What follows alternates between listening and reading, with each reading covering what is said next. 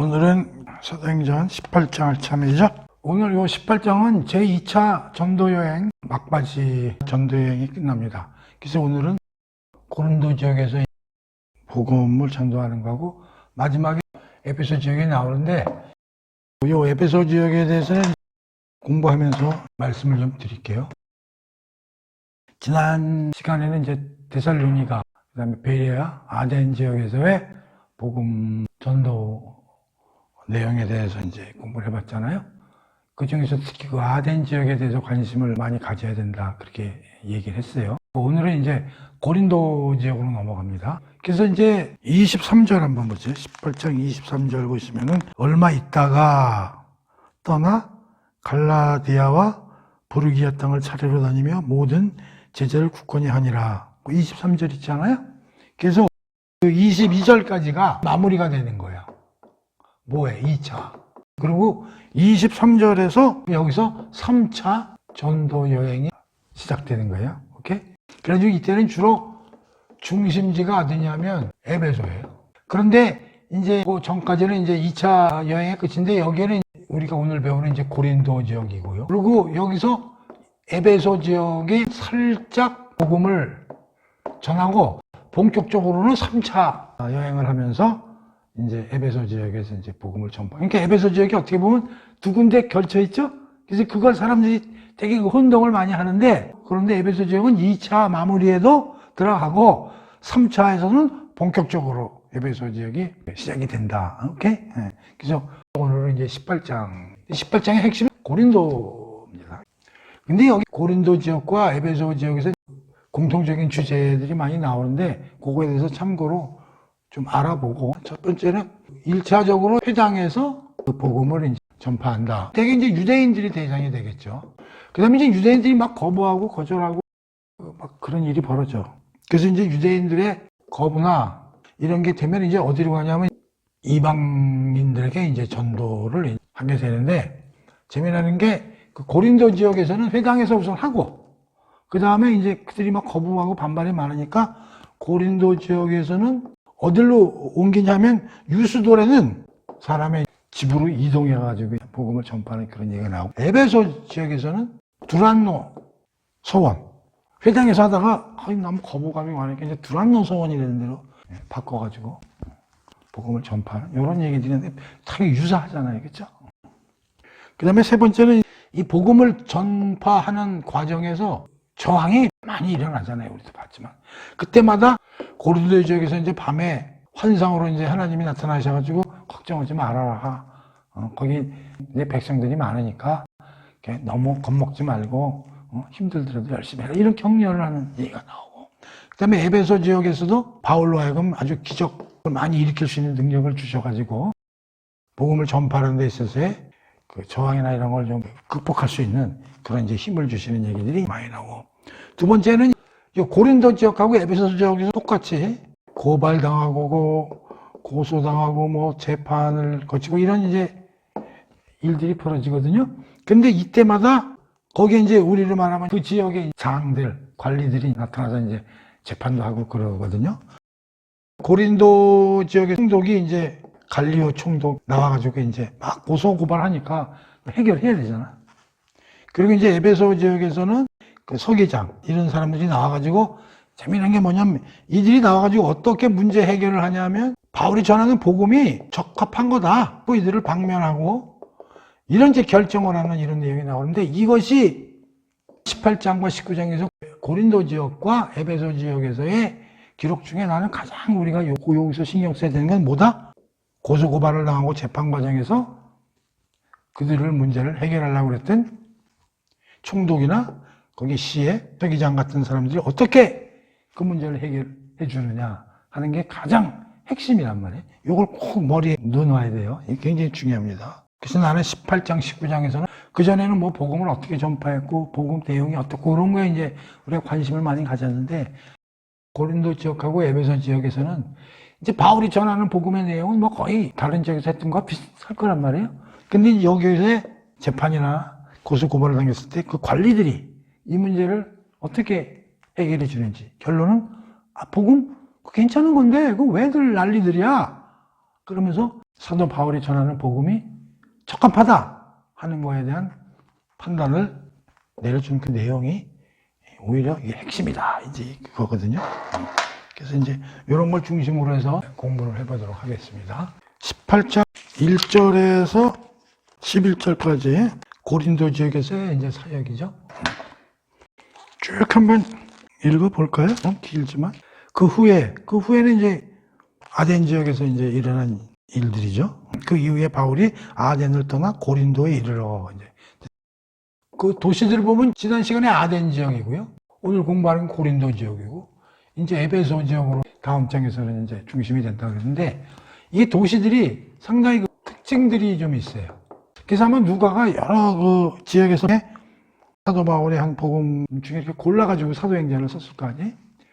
그 아덴 지역은 특징이 뭐냐면 철학자들이 많다고 그랬잖아요. 어떻게 보면 학문의 도시, 지성의 도시 이런 특징이 있고 이제 오늘 우리가 공부하는 고린도 지역은 상업도시, 부유하고 그 다음에 에베소 지역은 종교도시, 굉장히 어떤 그 우상 숭배가 좀 강하고 그런 특징을 갖고 있어요. 그러니까 이 세 개 지역이 도시가 나름대로 의미가 있잖아요. 야, 여기는 학문과 지식을 대표하는 도시고 여기는 해상 물류로 아주 그냥 상업이 활발한 그런 도시. 또 에베소 지역은 아주 종교적으로 그냥 강한 우상이 지배하는 그런 도시. 이렇게 이제 특징적인 걸 이제 나타내고 있어요. 아마 누가가 이런 것도 고려해서 대표적으로 사도행전에 뽑아놓지 않겠느냐. 이제 그런 생각이 드는 거죠. 자, 그래서 이제 우리가 고린도 도시에 대해서 이제 좀 살펴보면 그 그리스 쪽에서 가장 규모가 크대. 그리고 아주 세계적인 도시다. 그다음에 이제 해상교통의 중심이다. 그러니까 해상교통의 중심이니까 여기 뭐 돈이 막 엄청나게 왔다 갔다 하고 그러겠지. 그래서 이제 풍요와 번영의 이제 도시다. 풍요와 도시 번영의 뒷면에는 뭐가 있을까? 쾌락 뭐 이런 게 있겠지. 그다음에 이제 그 아가야 지역의 수도다. 그 당시 지역 이름입니다. 우리가 보통 그 터키 지방 저쪽 1차 전도 지역을 주로 우리가 그 소아시아 지역이라고 그때 불렀고 마케도니아로 넘어가가지고 빌립보 이렇게 쭉 데살로니가 쭉 내려오잖아.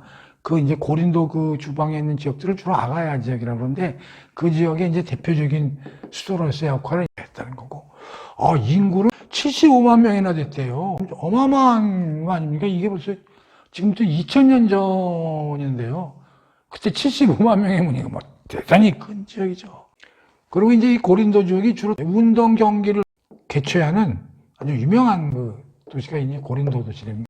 그 아덴 지역은 주로 지성, 고린도는 주로 번영, 풍요. 앞으로 살펴보면 에베소에서는 아데미 여신이라고 그러죠. 아주 그냥 이 지역을 아주 도배하고 있는 우상숭배, 짓눌린 그런 이제 종교의 도시.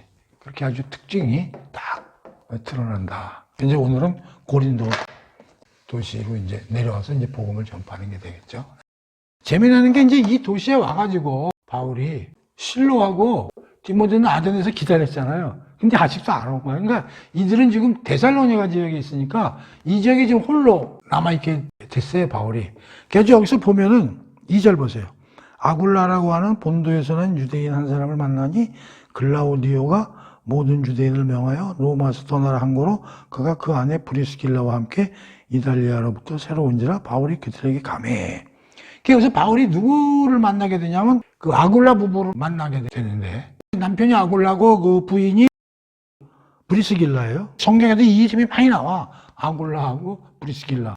이 부부는 원래 여기서부터 오래 산 사람이 아니고 로마에 있다가 글라우디오 황제가 이제 유대인들을 다 내쫓은 거예요. 그래서 이제 거기서부터 이탈해가지고 이 고린도 지역으로 내려온 이제 부부를 바울이 만나게 되는 거예요. 그러면서 바울이 그들에게 감해 이렇게 돼 있어요. 아마 바울이 이들을 찾아서 간 것 같아. 그러니까 지금 바울이 와가지고 실로와 디모데도 만나질 못했고 그들하고 이제 좀 합류를 해야 되는데 그러고 이제 고린도에는 처음 가보는 도시에 뭔가 그 거주지도 좀 확보를 해야 되고 상당히 어려운 지경에 아굴라 부부를 이제 아마 경위는 안 나오는데 만나가지고 아마 협조를 요청했던 것 같아. 빌립보에서 이제 그 바울이 루디아라는 여인을 만나가지고 이제 많은 도움을 받았잖아요. 또 하나님이 준비시킨 이제 여인이라고 우리 공부해. 여기서 똑같아. 지금 고린도에서도 누구를 지금 하나님이 바울과 만나게 해주시냐면은 아굴라 부부하고 이제 이렇게 만나게 되는 이런 인연을 이제 또 생기게 되는데 그것도 또 하나님이 다 준비하셨다 그런 얘기예요. 근데 3절 보면 생업이 같음으로 함께 살며 일을 하니 그 생업은 천막을 만드는 것이더라. 근데 이 아굴라 부부의 직업이 텐트 제조업이야. 바울도 그 텐트를 만드는 세컨드 잡이라고 둘이서 또 그것도 만든 거야. 그러면서 함께 살며 일을 하니 생업은 그 천막을 만드는 것이었더라. 그러면서 이제 또 같이 먹고 자고도 했는지 그렇게 이제 된 거지. 그래서 안식일마다 회당에 가서 강론하고 유대인과 헬라인을 교면하니라. 그럼 뭐 당연히 과거에 하던 대로 이제 안식일날 가가지고 하는 거지.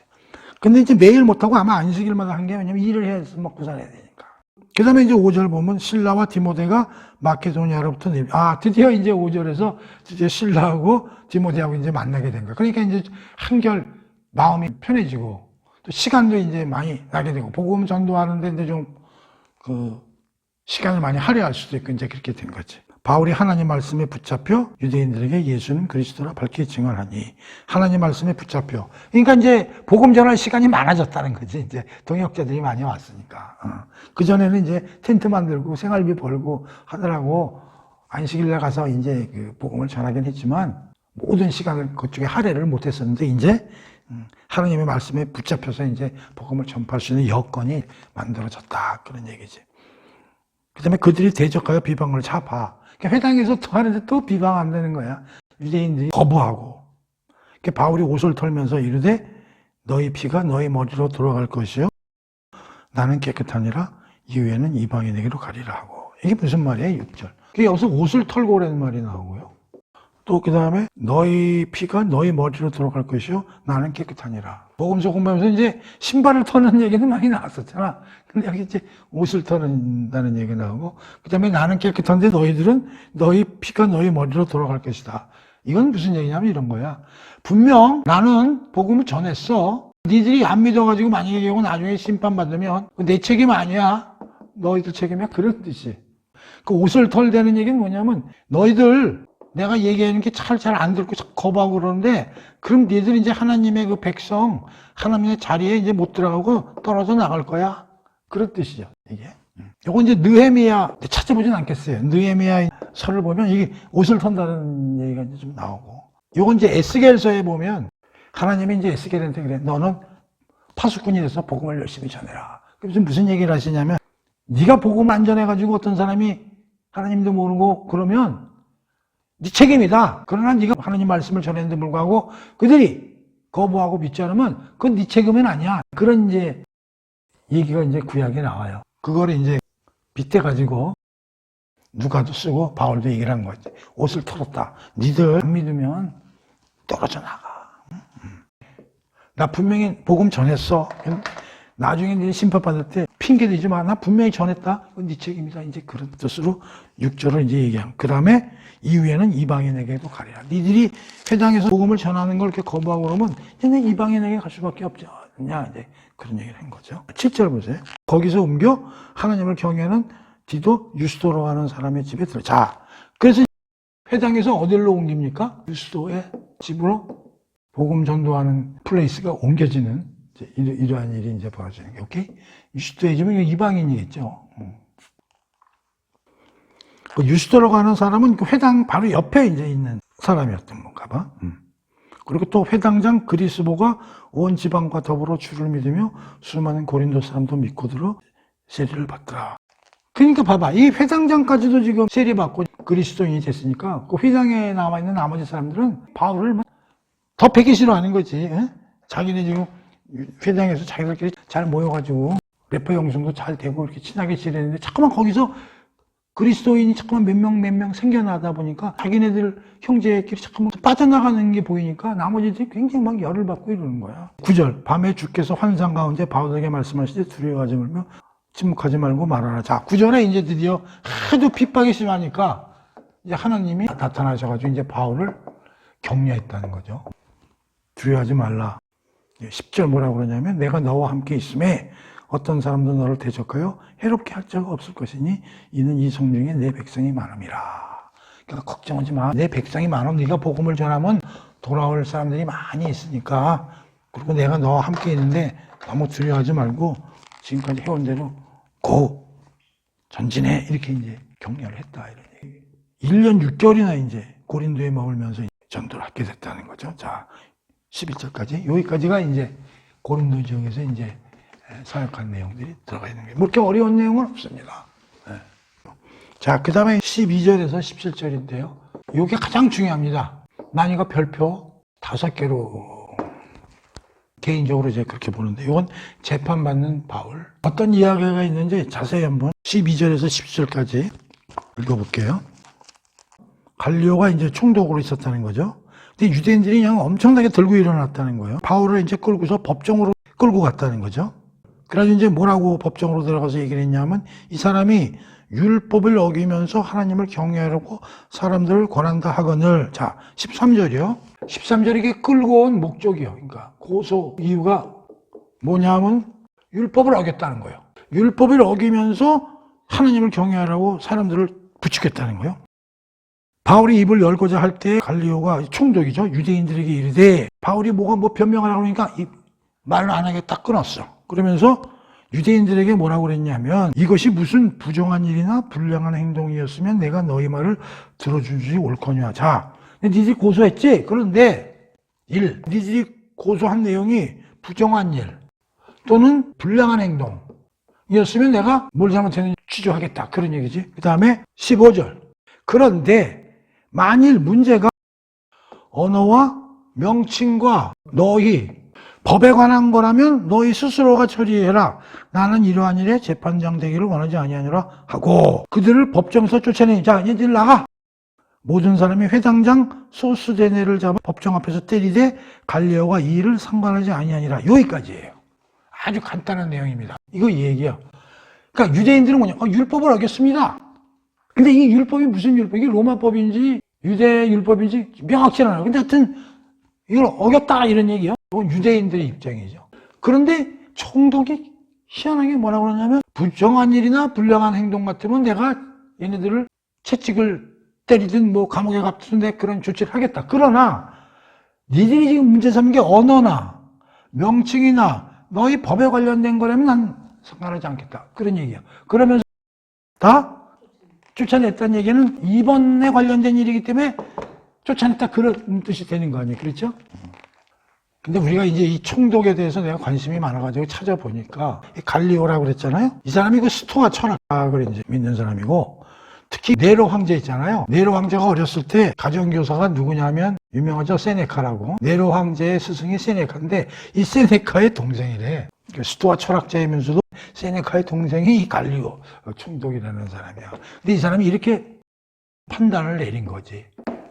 그러니까 그들이 사람을 때렸다거나 불량한 행동을 했다거나 부정하게 하면서 횡령을 했다거나 누구를 훔쳤다거나, 이건 그야말로 로마법이죠. 로마법에 의해 가지고 이런 일을 잘못했으면 분명히 내가 관여를 해야지.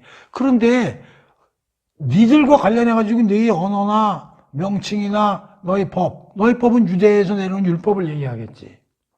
근데 명칭이라는 것은 뭐 야훼, 그리스, 메시아 뭐 이런 것들이 명칭 아니야. 다시 말하면 뭐 바울이 그 복음을 전도한 거 아니야, 예수에 대해서. 그럼 예수의 정체성, 예수가 뭐 메시아냐, 하나님의 아들이냐, 그런 거잖아요. 그다음에 언어. 너희들이 옛날부터 내려오는 구약시대 교리나 그런 거에 대한 해석이나 그런 거 가지고 문제가 발생했다면, 그런 것은 내가 과소관 아니야. 그건 니들이 알아서 해라. 이런 얘기잖아요. 그렇게 이제 판단을 내렸다는 거죠. 근데 나는 이 뒤에는 갈리오가 모르고 내렸든 구체적으로 알고 내렸든 간에, 다시 말하면 이거야. 야, 지금 바울이 전하는 복음 있잖아. 너희들이 지금 믿고 있는 유대교와 틀리지 않네. 한 줄기네. 한 뿌리고. 다만 뭐 조금 해석, 뭐 A가 맞냐 B가 맞냐 뭐 이런 거에 불과하구만. 근데 이제 해결해. 내가 해결할 문제 아니야 라고 판단했다고 우리가 이걸 해석해야 된다는 거예요. 그래서 총독은 이렇게 얘기했지만, 뭐라고 유대인들은 고소를 했냐면, 율법을 어겨서 하나님을 경외하라고 부추겼다, 이렇게 고소를 한 거 아니에요. 그러면은 이 율법이 로마법인지 뭔지는 모르겠는데 이런 뜻이야. 유대인들은 우리가 지금 알고 있는 유대교라고 치자고, 그게 또 이게 율법이라고 치자고. 근데 지금 바울이 전하는 복음이 이거 틀려. 여기서 벗어나 있어.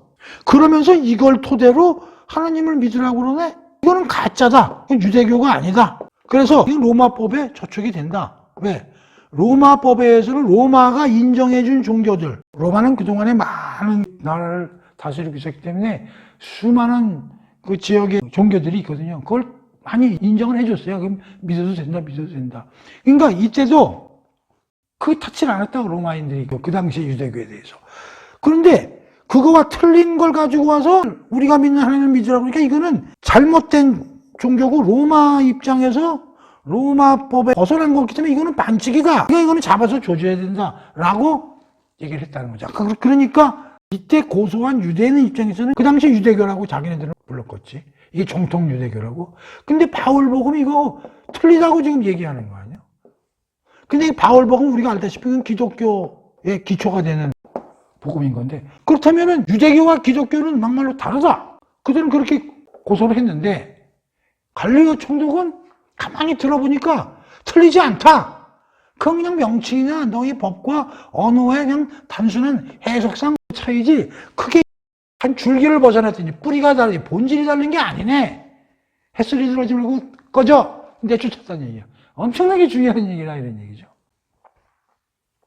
그래서 이 문제를 갈릴리오 총독이 간단하게 얘기한 거는 누가가 간단하게 두 줄에 대해서 썼지만은 어마어마한 중요한 문제이기 때문에 우리가 과연 유대교와 기독교가 과연 무슨 차이가 있는 거고 유대교에서 기독교가 튀쳐나온 건지 유대교와 기독교는 완전히 틀린 건지 그러면 이 시대에 그들이 믿은 유대교와 정통 유대교라는 개념이 있다면 그거와는 맞는 건지 틀리는 건지 이런 문제에 대해서 우리가 공부를 해봐야 되겠다 그런 얘기예요. 대단히 중요한 이게 내용을 품고 있다는 그런 생각이 드는 게 자 그래서 그 내용은 요 끝까지 다 살펴본 다음에 살펴보도록 하고요. 자 이렇게 해가지고 그 갈릴리오 총독이 이 문제를 해결해 줬다 그런 얘기예요. 자 그럼 이제 그 다음 기절을 봅시다. 18절 보니까 그랬더니 모든 사람들이 이제 그 쭉 나와가지고 뭐랬냐면 회당장 앞에 있는 회당장과 다른 회당장입니다. 소수대인을 잡아 법정 앞에서 때리되 갈릴리오가 이 일을 상관하지 아니하니라. 그러니까 회장장 하나를 잡아다가 유대인들이 또 들이팼네. 왜 팼을까요? 그러니까 분하기도 하고 고소했는데 무혐의로 그냥 다 나가라고 그런 거고. 그리고 이 소수대라는 사람이 아마 그 바울 일행을 상당히 귀하게 대접을 하고 뭐 복음도 잘 듣고 그랬던 모양이에요. 그러니까 그냥 열받으니까 그냥 회장장을 잡아다가 그래도 회장장쯤 되는데 나이도 지긋했을 텐데 잡아다가 그냥 배지를 했다는 거지. 근데 이게 재밌어. 갈릴리오가 이 일에 상관하지 아니하니라. 그러니까 이 때리는 목적이 뭐냐면 갈릴리오가 다시 개입하도록 하기 위해서 작전으로 때렸다 이제 이런 느낌도 드는 거야. 그렇지 않으면 분풀이로 때렸던가. 그랬는데도 불구하고 갈릴리오가 눈 하나 깜짝 안 하고 다시 이 문제에 개입하지 않았다는 얘기죠. 그래서 여기서 이 갈릴리오 총독의 판결이요 대단히 중요한 판결입니다. 이게 우스운 것 같지만 바울이 전하는 복음이 전혀 로마 법에도 저촉되지 않는 합법적 종교였다는 것을 선포해 준 결정이에요. 따라서 이게 선례가 돼가지고 바울의 복음 전파가 원활히 나름대로 물론 유대인들의 그 반발이 있지만 원활히 전도될 수 있는 기반이 확고히 마련됐다는 점에서 대단히 중요한 판결이었다는 거죠. 그래서 이제 여기까지 공부를 했고요. 그 다음에 이제 18절부터 22절까지는 에베소를 방문하는 바울, 고린도에서 이제 사역을 마치고요. 18절 봅시다. 바울은 더 여러 날 머물다가 형제들과 작별하고 이제 고린도에서 작별했네. 배 타고 수리아로 떠나갈 때 브리스길라와 아굴라도 함께 하더라. 바울이 일찍이 서고원 있었으므로 겐그레아에서 머리를 깎았더라. 18절은 이제 떠나는 거죠. 근데 최종 목적지는 안디옥 교회예요. 그런데 여기서 이제 알듯 모르듯한 얘기가 나오는데 일찍이 서원이 있었다. 그 다음에 겐그레아 지방에서 머리를 깎았다. 이런 얘기가 이제 그런 얘기가 나오고 그 다음에 이제 갈 때 브리스길라와 아굴라 부부와 함께 이제 고린도를 이제 떠났던 얘기죠. 19절에 보면 에베소에 와서 그들을 거기 머물게 하고 자기는 회당에 들어가서 유대인들과 변론하는 19절에 보면 결국은 안디옥으로 돌아오는 중간에 잠시 에베소에 들렸다는 거죠. 에베소에 들려가지고 아굴라 부부는 에베소에서 떨궈 놓고 자기는 혼자 회당에 들어가서 잠시 복음을 전도했다는 거예요. 이제 잠시예요. 오랫동안 한 거는 19장에 나오는 거예요. 제3차 전도 여행 때 에베소에서 중점적으로 했고 지금 여기서 에베소서에서 한 건 잠시 한 거예요. 그랬더니 에베소에 있는 사람들이 저도 오래 머물고 복음을 전파해 주세요. 그랬더니 뭐라고 그랬냐면 나 빨리 가야 된다 그러면서 곧바로 작별한 거야. 그 에베소서에서는 각별히 이르되 만일 하나님이 뜻이면 너희에게 돌아오리라 하고 배를 타고 에베소를 떠난 거예요. 그러니까 잠시 있었다는 거야. 이걸 중요시해야 돼, 잠시. 22절. 가이사랴 지역에 가가지고 교회의 안부를, 여기서 교회는 예루살렘 교회를 얘기하는 겁니다. 예루살렘 교회의 안부를 물은 후에 안디옥으로 내려갔다. 요게 22절까지요. 그리고 23절은요.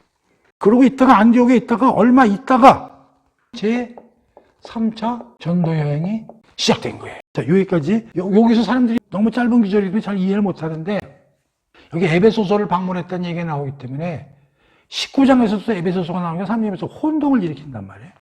고린도에서 출발을 했어. 고린도에서는 어디로 가는 게 최종 목적지냐면 안디옥 교회에서 안디옥 교회. 가는 도중에 잠시 에베소서를 들린 거예요. 거기다가 아굴라 부부를 떨어뜨려 놓고 안디옥 교회로 오게 된 거예요. 그러면서 뭐라 그러냐면 하나님이 혹시 말씀이 계시면 다시 와서 여러분들하고 만나서 충분하게 복음을 전파할 수 있는 기회가 있을 수도 있겠습니다라고 얘기를 하고 떠났다 이런 얘기죠. 그래서 23절에서 이제 다시 3차 전도 여행이 시작되는데 여기서의 핵심이 에베소가 되는 거예요. 자, 근데 여기서 재미나는 게 뭐냐면 왜 에베소에서 말리는데도 이렇게 일찍 돌아오게 됐을까? 그 이유가 잘 안 나타나 있어요, 여기는. 그런데 18절에 보면은 묘한 얘기가 나와 있다 그랬지. 서원 얘기가 나오고 머리를 깎았다는 얘기가 나온단 말이에요. 그러고 와서 가이사랴 지역에 이제 다 와가지고 예루살렘 교회 안부를 묻고 나서 안디옥에 이제 정착을 했다. 이제 이런 얘기가 나온단 말이에요. 그래서 이제 이게 학자들은 이걸 어떻게 해석을 하냐면 굉장히 어려워요, 이게 해석이. 우선 에베소 지역은 바울이 전도를 해야 되는 굉장히 애착을 가지고 있는 도시였다고 우리가 생각을 해요. 왜냐하면 1차 전도 여행을 했잖아. 쭉 갔다가 다시 돌아오고 나서 2차 전도 여행도 그 소아시아 지역에서 했다고. 1차 지역에서 다 못한 지역을 대상으로 그 중에 하나가 에베소 지역이에요. 에베소는 그 소아시아 지역에 있는 도시거든요. 그런데 여기를 하려고 그러는데 성령님이 개입해가지고 마케도니아로 넘어가라. 그래가지고 할 수 없이 마케도니아로 넘어가지고 빌립보부터 쭉 해가지고 지금 그 고린도까지 그 사역을 하게 된 동기거든. 그러니까 에베소에 대한 애착이 굉장히 강해. 돌아오면서 살짝 들른 거야, 에베소지. 그러면 여기서 오래 있지 왜 그럼 일찍 돌아가느냐? 그게 이제 의문점이거든. 참 이게 그 어려운데 학자들이 뭐라고 그러냐면 이거는 소원과 관련이 있고 머리 깎은 거와 이게 관련을 지어서 해석을 할 수밖에 없다고 이제 얘기들을 많이 하는 거예요. 이렇게. 그 소원에 관해서는 구약에 나오는 제도이기 때문에 민수기 6장입니다. 민수기 6장을 보면 나실인에 관한 규정이 이렇게 되어 있죠? 네. 좀 길더라도 한번 읽어볼게요. 주께서 모세에게 말씀하셨다. 이스라엘 백성들에게 말해라. 남자든 여자든 나실인으로 살겠다고 특별 서약을 하고 자신을 주께 바치겠다는 사람은 포도주와 독주를 마시지 말아야 한다. 포도즙조차 마시지 말고 날 것이든 마른 것이든 포도주 먹으면 안 된다. 4절 나실인으로서 사는 동안에는 포도나무에 나는 것은 포도씨나 포도 껍질조차도 먹으면 안 된다. 5절 나실인으로 살기로 서약한 기간에는 머리도 자르면 안 된다. 서약한 기간이 다 찰 때까지 거룩하게 지내고 머리가 자라도록 그냥 두어야 한다. 자, 우선 여기까지만 한번 봅시다. 나실인 제도라는 게 있는데 나실인 제도는 무슨 제도냐면 하나님께 헌신하겠다는 특별 서약이다. 이게 왜 필요하냐? 구약 공부를 하다 보면은 12지파 중에 성막과 하나님 일에만 전념으로 할 수 있는 그 지파는 레위 지파밖에 없어요. 제사장도 레위 지파에서만 나오게 되고 그 성막이나 이런 데서 일도 다 레위 지파만 하도록 되어 있거든요. 그런데 다른 지파에서도 그런 걸 좀 하고 싶은 사람이 있을 수도 있는 거예요. 그때 이런 제도를 이제 활용하는 거예요. 내가 하나님 이제만 열심히 하도록 하겠으니 하나님 좀 받아주십시오. 그럼 특별히 서약을 하면은 나시린이 돼가지고 하나님 이름만 전념해서 일을 할 수 있는 그런 내용인데, 여기에는 이제 조건이 이제 있는데, 3가지 조건이 있는 거예요. 우선 포도주나 술은 절대 입에 대면 안 되는 거고, 머리를 자르면 안 돼요. 시신을 만지거나 접촉해서는 안 되는 이런 이제 조건이 있는 거예요. 오케이? 네. 자, 그 다음에 13절 보세요. 나시린으로 진행기간이 다 찼을 때 지켜야 할 법은 다음. 근데 나시린도 평생 나시린으로 하겠습니다 하는 거지만 일정한 기간을 통해서 내가 모든 걸 내가 다 바쳐서 하나님 일을 하겠습니다. 그럼 그 기간이 끝났을 때는 어떻게 되느냐 보세요. 13절부터죠. 서약 기간이 만료됐을 때도 그냥 끝났으니까 끝 이런 게 아니라 여기도 사후 절차가 있다는 거죠. 14절 보세요. 장막으로 가서 하나님께 예물을 바쳐야 된다는 게, 번제물로 수냉 1마리, 속제물로 암양 1마리, 화목제물로 수냥 1마리를 바쳐야 한다. 18절 보시면 나시린은 장막 입구에서 머리털을 밀어 종료가 되면 머리를 깎아야 된다는 거예요. 머리를 깎아 가지고 화목제물 밑에서 타고 있는 그 번제단이 있을 거 아니에요. 그 불. 거기에다가 그 자른 머리를 넣어서 불 태워야 된다. 그런 얘기예요. 그리고 19절 나시린이 머리털을 다 밀고 나면 제사장은 또 삶은 수장의 어깨 부위와 광주리에 꺼낸 누룩을 넣지 않은 과자 1개와 속이 빈 과자 1개를 그 나시린의 손에 주어라. 그런 뒤 제사장은 그것을 주께 흔들어 바친다. 뭐 이런 이제 의식들을 이렇게 있는 거예요. 자. 그런데 갑자기 홍두깨같이 18절에 일찍이 서원을 했다. 머리를 잘랐다. 그러면은 바울이 그 나시린 그걸 하나님께 그 특별 그 서원을 했나? 이제 이런 생각이 드는 거죠. 그래서 이제 이걸 전체적으로 어떻게 이해를 해야 되느냐. 바울이 나시린 서약을 한 것 같아. 이유는 나시린 제도라는 게 뭐냐면 하나님께 전적으로 헌신하겠다는 약속이거든. 그러니까 이 바울이 마음속으로 그렇게 생각을 한 것 같아요. 내가 나의 전 일생을 바쳐서 복음 전하는 일에 전념을 하겠다. 이것이 자기 생각과 마음으로 하는 것도 좋지만 구약에 있는 나시린 제도를 생각해서 특별 소원을 했다고 우리는 봐야 된다. 그런 얘기예요. 아니, 바울은 지금 새로 기독교 복음을 전파하는데 뭔 놈의 구약에 민수기에 있는 나시린 규정을 갖다가 끄집어내가지고 이런 걸 했을까? 이렇게 이제 그거 아닐 것이다 이렇게 생각하는 사람도 있지만, 율법이라는 것을 기독교인이라고 해서 반드시 배치하고 그 율법과 안 믿어도 돼. 무율법주의죠.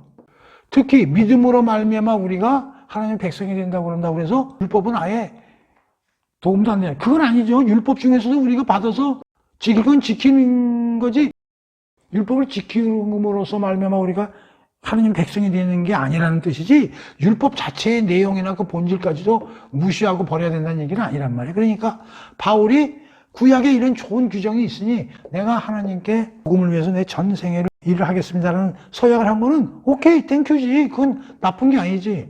좋은 거죠. 그리고 자신의 각오를 더욱더 다지기 위해서 생각뿐만 아니라 이렇게 나시린 제도 같이 특별 소원을 했다고 보는 것이죠. 오케이.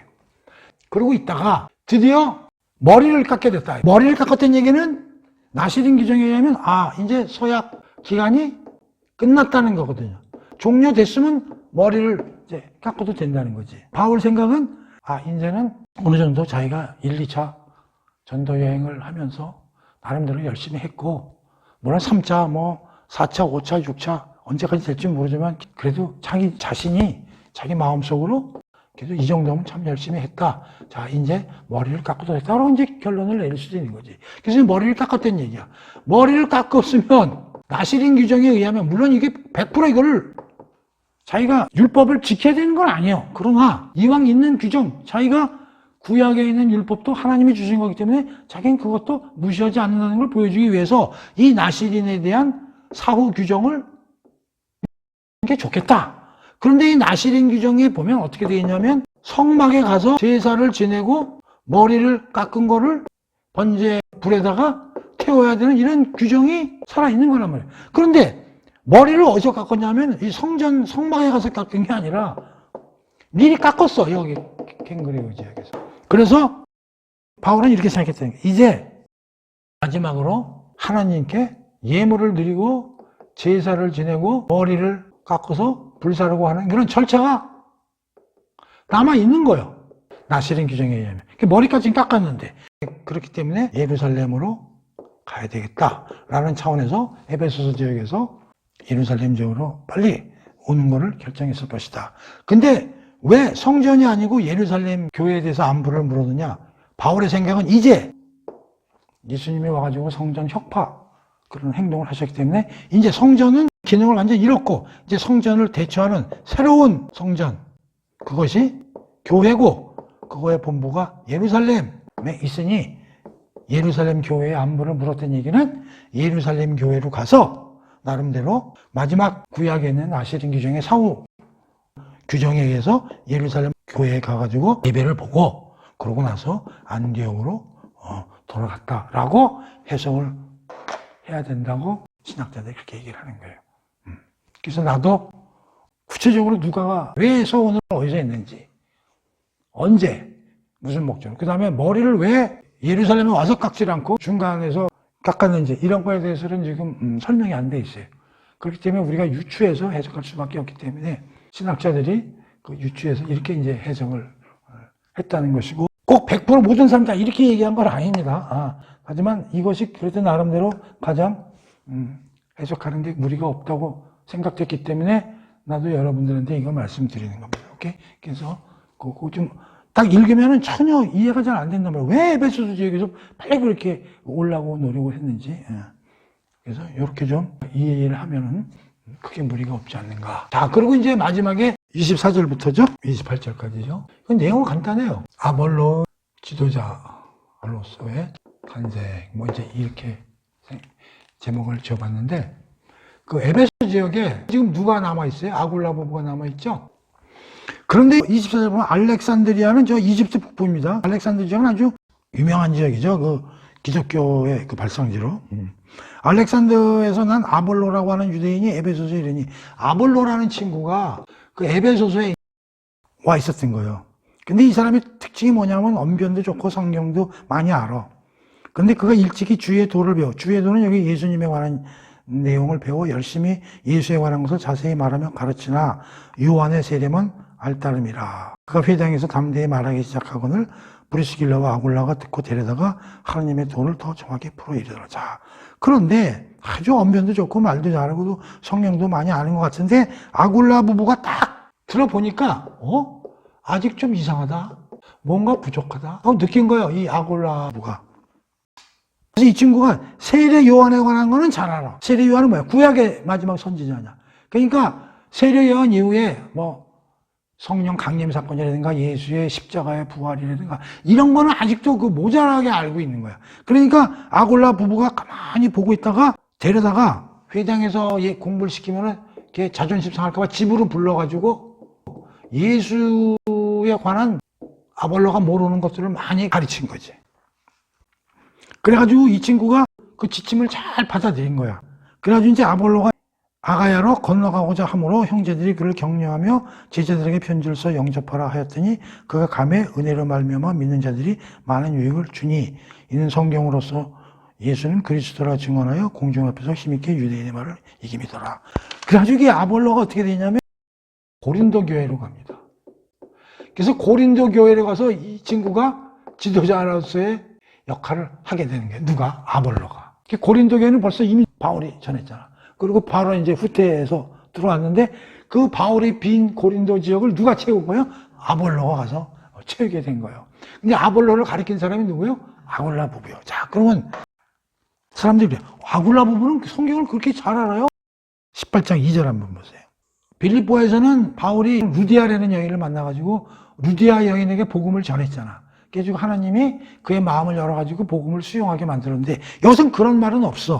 아굴라라고 하는 본도에서 난 유대인 한 사람을 만나니 글라우디오가 모든 유대인을 명하여 로마를 떠나라. 한고로 그가 그 안에 브리스길라와 함께 이달리아로부터 새로 온지라 바울이 그에게 감해. 그러면서 이 부부에게 복음을 전달했던 얘기가 없어. 그래서 이 아굴라 부부는 이미 로마에 있을 때부터 복음에 대해서 잘 알고 있는 상태에 있었기 때문에 바울이 아굴라 부부에게 새삼 복음을 전할 필요는 없었고, 다만 가서 도와달라, 좀 협조해달라, 내가 여기서 복음을 전파하기 위해서 그런 부탁을 하러 갔고, 둘이 그런 그 만남을 가졌다는 얘기지, 복음은 이미 아굴라 부부는 로마에 있을 때부터 잘 알고 있었다는 얘기야. 그렇기 때문에 바울이 어떻게 생각했냐면, 아굴라 부부 대단하다, 복음을 잘 안 해, 내가 없어도 충분히 나를 대행할 사람이야. 그렇기 때문에 고린도에서 떠날 때 누굴 데리고 왔어?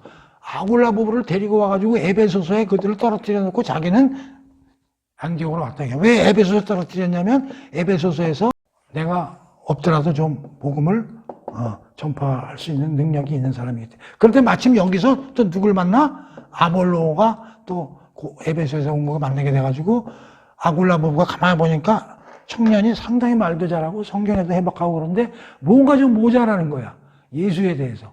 그래서 데려다가 집에서 교육을 시켰다는 거지. 그래가지고 추후에 이 아볼로가 고린도 지역에서 사도 바울의 그 빈자리를 메우고 복음을 전도하는 지도자로서 크게 됐다 하는 얘기가 지금 마지막에 쓰여 있는 거예요. 오케이?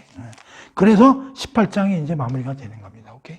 크게 18장은 어려운 건 없습니다. 다만 아까도 내가 얘기했죠. 내가 관심을 갖는 건 뭐예요? 갈리오 총독의 현명한 판결이라고 칩시다. 그래서 유대교와 기독교와의 관계에 대해서 좀 공부를 해볼 때 어떻게 보면 특별 주제일 수도 있어요. 유대교와 기독교의 관계. 왜 이걸 공부하려고 그러냐면 갈리오 총독의 판단을 기초로 우리가, 그럼 먼저부터 얘기를 해볼까요? 자, 유대교 하면 무슨 생각이 나요? 유대교 하면요. 기독교 하면 무슨 생각이 나고? 유대교는 하나님이고 기독교는 예수입니까? 굉장히 어렵습니다. 근데 나는 진짜 유대교라면 이렇게 생각하는 거예요. 구약 정신 또는 구약에 계시된 야훼 하나님을 믿고 경배하는 종교를 우리가 유대교로 봐야 되지 않겠어요? 그럴 때 한번 봅시다. 근데 유대인이 믿는 종교가 유대교다. 이건 어떻게 생각하세요? 유대인들이 믿는 종교는 유대교다. 기독교인이 믿는 종교는 기독교다. 거꾸로 유대인이 믿는 종교는 유대교다. 맞을까요? 틀릴까요? 맞을 수도 있고 틀릴 수도 있다고 난 생각하는 거예요. 왜? 유대인이 믿는 종교가 유대교다. 얼핏 보면 맞는 것 같은데 이건 아닌 거죠. 유대인도 우리가 공부했지만 지금 유대인이 지금 성경에서는 어떤 사람들입니까? 지금 회당에 가서 유대인들 상대로 지금 복음을 전파하면 계속 거부하고 앉아 있잖아요.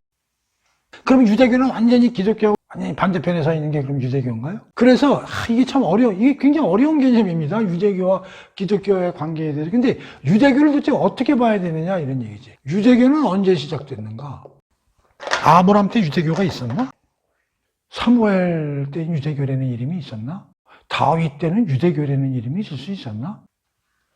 그래서 대부분의 학자들은 이렇게 생각합니다. 오늘날 우리가 그냥 일반적으로 쓰는 유대교는 BC 약 5세기경에 만들어진 종교다. 다시 말하면 바벨론 포로 이후 귀한 시점부터 받아들여지고 생성되게 된 그 당시 유대인들이 믿는 종교가 유대교다. 그러면 이 당시의 유대교는 어떤 유대교나? 구약 정신과 신앙부터 내려오는 내용이 왜곡되고 변질되고 오류가 있는 상태에서의 유대교다. 그런 얘기예요. 그러니까 참 이게 말하기 어려운데 우리가 일반적으로 생각하는 유대교는 오리지널 유대교가 있다면 그거와는 틀린 유대교다. 그런 얘기예요.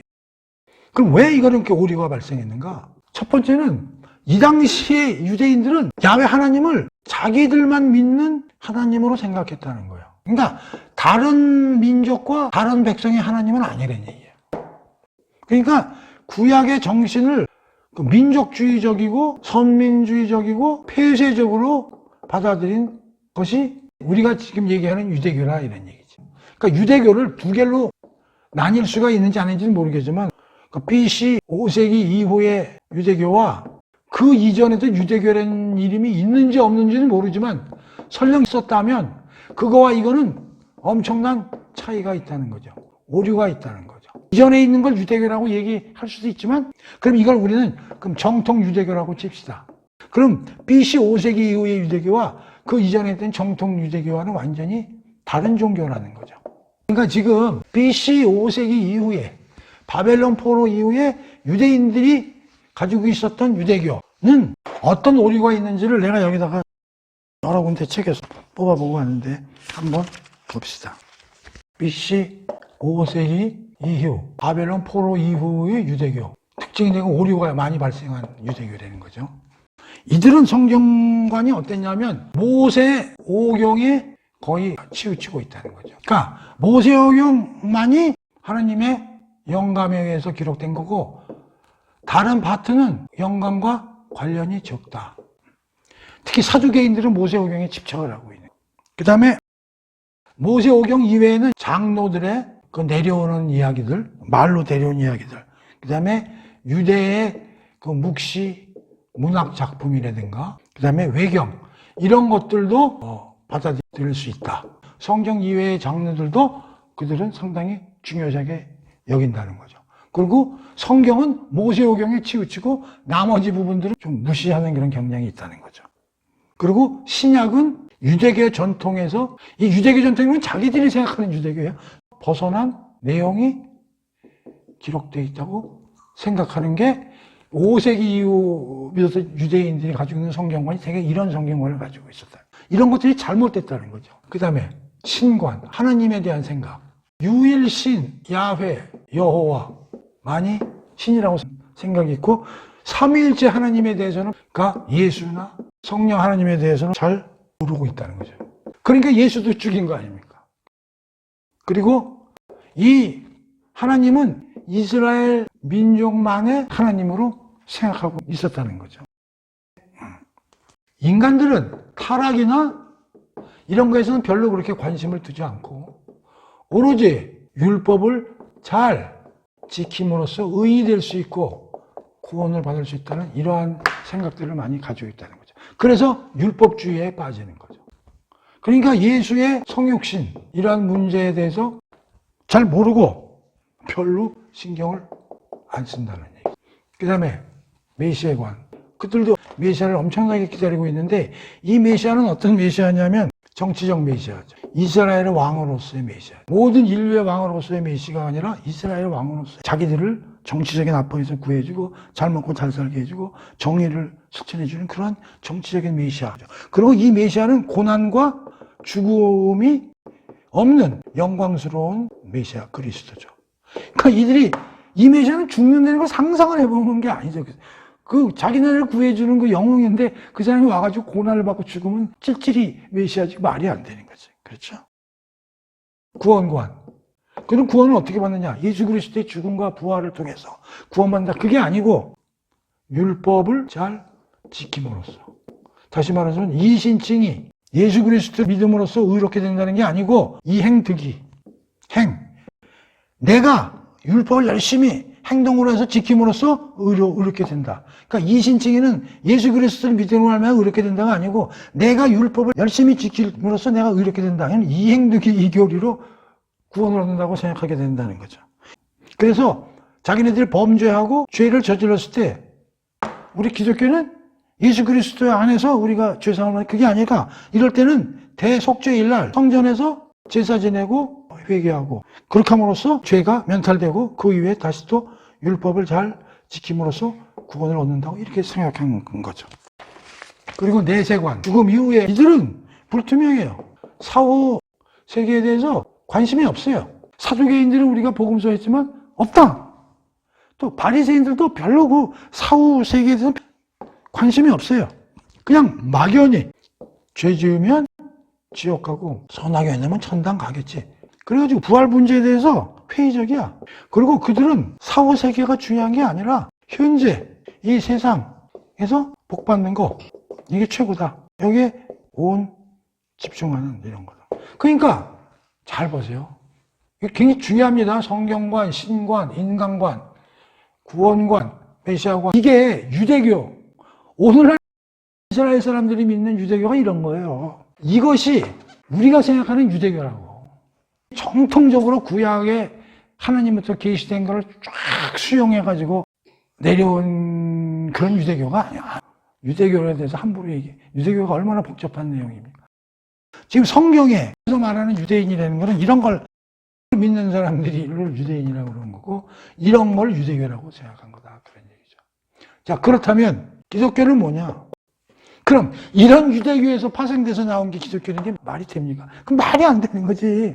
그래서 기독교는 유대교에서 파생된 하나의 종교다. 유대교에서 파생된 하나의 분파다. 이렇게 얘기하는, 이게 택도 없는 얘기야. 이거 아마 지금 이스라엘 애들이 이렇게 생각하고 있을지도 몰라. 웃기는 얘기죠. 두 번째는 이렇게 왜곡된 유대교를 고쳐서 수정해서 나온 게 기독교다. 그러면 기독교도 그 왜곡된 유대교를 기반으로 해서 디벨롭되고 개정판으로 나온 게 기독교. 이게 말이 안 되는 거야. 그럼 기독교라는 건 뭐냐? 구약, 신약을 모든 걸 관통하는, 구약 처음부터 구약 정신과 모든 구약의 정신을 모타 또 신약은 뭐야? 예수 그리스도 안에서 구약의 모든 내용이 성취되고 그런 거를 모두 계승하고 발전시킨 게 기독교다. 그런 얘기죠. 그러니까 기독교는 유대교가 완전히 틀린 거예요. 유대교에서 기독교가 파생되고 택도 없는 얘기고, 오리지널 신구약을 통틀어서 계승 발전된 기독교에서 튀쳐나온 잘못된 분파로서의 하나가 유대교다. 이 말이 맞는 것이지. 근데 이게 너무 어려운 주제이기 때문에 이거를 잘 설명을 안 했는데, 오늘 고린도 지역에서 유대인들이 바울을 붙잡아다 놓고 얘들이 우리가 믿는 율법을 벗어나서 엉뚱한 이상한 걸 가지고 하느님을 믿으라고 강요하니 로마법에 의해서 얘를 좀 잡아주셔! 그렇게 얘기를 했다는 거 아니야. 그 때문에 이 얘기를 안 할 수가 없는 거예요. 이런 생각을 갖고 있는 놈들이 바울이 전한 복음을 잘못된 복음이라고 얘기를 했어요. 거꾸로 된 거지. 이런 생각을 가지고 있는 놈들이 바울의 복음을 잘못했다고 얘기한 게 아니라 바울 복음이 정확한 거고 이게 잘못된 건데 이 자식들은 그걸 뒤집어 버린 거야. 근데 그거를 제대로 고쳐준 사람이 갈리오 총독이다 이런 얘기죠. 엄청난 얘기예요 이게. 물론 갈리오 총독이 이런 모든 내용을 꿰뚫고 판결을 내린 건 아니야. 잘 들어보니까 그 바울이 전한 복음이 뭐 니들이 뭐 갖고 있는 거하고 뭐 진배 없는, 다만 그 안에서 무슨 해석하고 이러는 거 좀 차이가 있는 거구만. 근데 뭘 이걸 가지고 로마법에 의해서 혼을 내달라고 갖고 온 거야? 라고 한 칼에 제지해버렸다는 거 아니야? 얼마나 웃겨요. 가짜가 지금 진짜를 지금 처벌해달라고 그럼 갈리오한테 온 거 아니야? 근데 갈리오가 뒤집었잖아. 뭔 소리야? 아니야. 진짜 같으네. 이거 다 알아서 한 건 아니지만. 그래서 진짜를 확인해줬다. 바울복음이 진짜 정통적이고 합법적이라는 걸 확인해준 판결이 되기 때문에 갈리오 총독의 판결이 대단히 중요한 위치를 차지하고 있다는 거죠. 오늘 고린도 교회에서의 사도행전에 나온 기록 중에 뭐 어디 가서 복음을 전파했다 아니다. 그거는 이제 과거에서 많이 했기 때문에 중요한 게 아니야. 이게 가장 중요한 거야. 갈리오 총독의 판결이 어떤 의미를 갖고 있는가. 그래서 유대교와 기독교의 관계가 어떤 관계에 있는가를 우리가 명확히 알아야 된다. 유대교는 이런 겁니다. 기독교와 전혀 틀린 얘기예요. 기독교는 어디서 분파가 되는 종교가 아니에요. 구약의 정신을 총괄적으로 그대로 받아들여가지고 신구약을 꿰뚫는, 그래서 신약과 구약은 한 줄기라고, 한 밥이라고, 그런 종교가 정통 기독교지, 유대교하고는 이렇게 비교하는 것은 안 맞는 것이다 하는 걸 오늘 고린도 지역에서의 복음 전파 관련해서 우리 공부를 해본 겁니다. 자, 그래서 오늘 18장이죠? 18장 공부는 여기서 끝내도록 하고, 이 갈리오 총독의 판결이 대단히 중요합니다. 지난 시간에는 아덴에서의 바울의 복음 선포 내용이 중요한 것처럼, 그래서 이제 요담 시간에는 제3차 전도 여행, 특히 에베소 지역에서의 중심적인 사역에 대해서 공부를 해보도록 하겠습니다. 오늘 공부는 여기서 끝!